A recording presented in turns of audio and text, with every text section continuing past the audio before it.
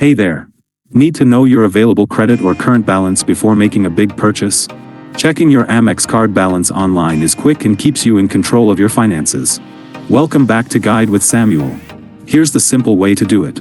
First, log into your American Express online account on their website or open the Amex mobile app. Once you're in, your dashboard will prominently display a summary of all your cards. Click on the specific card you want to check. You'll see your current balance, what you owe now, your available credit limit, and your statement balance, the amount from your last bill. It updates in near real time as transactions post. My crucial pro tip? Use the Recent Activity tab for a detailed view. This shows every pending and posted charge, so you can verify your balance against your own records and spot any unfamiliar transactions immediately.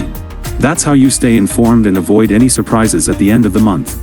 Do you check your balance daily, weekly, or just before a purchase? Share your habit below. For more tips that help you manage your money easily, subscribe. Thanks for watching. I'm Samuel, and I'll see you next time.